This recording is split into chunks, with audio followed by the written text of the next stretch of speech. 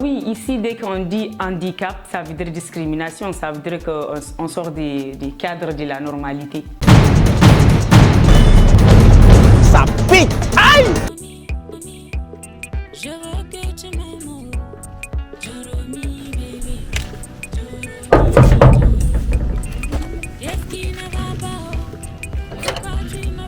Oh, ça pique!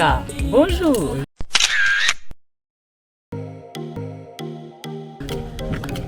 Rentrez, on va piquer alors. Welcome to Sam Rose.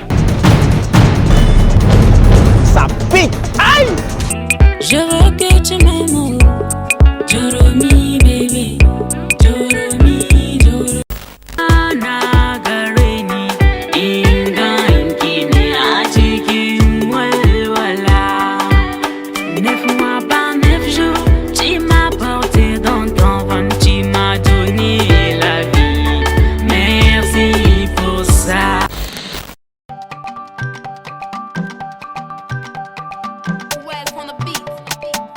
J'ai créé Sam Rose à partir de Sam parce que moi j'adore mes origines et on ne peut pas créer un futur sans le passé. Et moi donc j'ai créé Rose parce que j'adore la rose. J'ai eu de la chance de rencontrer quelqu'un qui m'a aidé et qui a compris qu'au fait si j'ai des matos, alors j'ai eu ces matos, j'ai eu accès et j'ai tout de suite. J'ai fait, j'ai pas besoin parce que je faisais, parfois c'est dans la terre, parfois c'est avec de l'argile. Avec tout, si je dois m'exprimer là, je dois le faire. Dans la famille, on n'a pas de soutien et surtout encore moins moi. Je n'ai pas eu de soutien, que ce soit côté art, côté mon handicap, côté mon entrepreneuriat. J'ai un handicap au pied de la poliomyélite. Ce qui est douloureux, c'est être un enfant rejeté par ses parents. Dans notre société, quand vous êtes rejeté par un de vos parents, c'est fini. Vous n'avez plus de soutien des personnes, sauf s'il y a quelqu'un que vous êtes censé protéger. Alors s'il n'y a pas ça, c'est douloureux. Alors tout le monde se sent libre de se défouler sur moi parce qu'il n'y a personne qui peut dire « Ah, pourquoi tu as fait ?» Parce que nous, on a tendance à faire quelque chose pour prouver à quelqu'un, pas pour nous-mêmes. Mais ce que j'appelle l'aide par rapport à ma grand-mère, c'est qu'elle m'a aidée pendant que j'ai eu cette polio, alors que ma mère, elle, c'est là qu'elle m'a rejetée. Et je suis bien consciente. Moi, je suis sortie de son cadre quand j'ai eu la polio. Mais quand j'ai à mes 13 ans, 14 ans, je suis jusqu'à 3e. Elle n'a pas cru que je peux étudier. J'avais aucun avenir pour elle. Et je me souviens de ces changements de quand j'étais sa petite fille et quand j'ai eu la polio qu'elle m'a rejetée. Mais c'est le jour où j'ai enfin accepté tous les souvenirs que j'ai refusé d'accepter, c'était devenu réel. Et c'est là que c'est douloureux. Le fait de ne pas avoir un soutien, que ce soit de la société ou de la famille ou même des amis, ça ralentit, ça empêche complètement. C'est comme si on vous enchaîne. C'est comme s'il y a un oiseau qui est encagé, donc il ne peut rien faire. C'est ça quand il n'y a pas de soutien, que ce soit de la famille ou peu importe. La chance que j'ai eue, c'est d'avoir une grand-mère qui m'a appuyée à pouvoir étudier. Quelqu'un qui te soutient, qui a un handicap, qui te soutient d'étudier, c'est cool. Et moi aussi, j'adorais l'étude parce que je voulais découvrir plein de trucs. Ah oui, ici, dès qu'on dit handicap, ça veut dire discrimination, ça veut dire qu'on sort des cadres de la normalité. Donc, discrimination, ça commence à partir de chez soi, de dehors, à l'école, partout. Hein. Ou quelqu'un qui dit « Oh non, mais si tu n'as pas cet handicap, toi, tu allais jouer dans mon film, ceci, c'est là. » Moi, les problèmes, c'est que j'adore mon handicap. C'est fou, hein? Parce que j'avais une vision, j'étais dans un milieu très violent.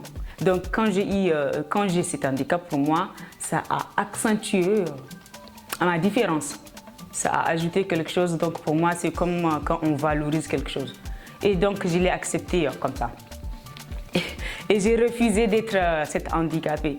Une belle femme handicapée et elle fait pitié. Et quand on m'approche et qu'on voit que j'assume, alors tout de suite c'est la jalousie qui prend, c'est naturel hein, chez les gens. C'est tout de suite la jalousie qui prend le dessus et cette pitié disparaît. Moi, j'ai jamais accepté être quelqu'un qu'on coince parce que je voulais coûte que coûte gagner ma vie, je ne veux pas mendier. Alors j'ai pu résister à un métier qui nourrit son maître. Je crois que c'est pour ça que il n'y a pas plein qui sort, parce que plein de gens n'ont pas l'art comme échappatoire. Pour moi, quand on a beaucoup de choses à dire, on est obligé d'avoir un échappatoire. C'est naturel. L'art, c'est quelque chose qui peut changer tout, qui change la donne partout. Cet art, il n'est même pas considéré comme tel, donc on ne peut pas gagner quelque chose et ça ne peut pas contribuer à rien, Mais là maintenant, moi je suis dans l'art, j'ai dû me battre et tout ça, c'est jusqu'à j'ai accepté de partager parce que pour moi c'était tellement personnel, c'était pas pour vendre. Et une entreprise, il y a mise en beauté, la mallette elle est là-bas et la transformation de nos produits et j'ai fait tout pour que les recettes qu'on oublie parce que en Afrique, le fait même de reconnaître les recettes anciennes, c'est Jark Oyanti. Tu as prouvé qu'au fait, toi, tu es villageois, donc c'est hamburger, c'est pizza, c'est tout ça. Là, je représente l'Afrique. Après, là, je vais commencer international. Et comment ça a commencé à détruire petit à petit, tout doucement, mais lentement. Et là, on trouve comme si c'est d'un seul coup que le réchauffement arrive et tous ces trucs. Maintenant, ça va être comment on est rentré des paillotes à argile. De argile à béton, de béton, ainsi de suite, comment l'homme il détruit. Et c'est pas que l'Afrique, c'est partout. On détruit la nature alors que nous, on ne peut rien faire ça, la nature. L'appel que je lance aux parents, c'est de pouvoir accepter s'ils ont un enfant qui a la capacité de voir au-delà de leur vision, d'accepter la vision si ça sonne de leur conscience.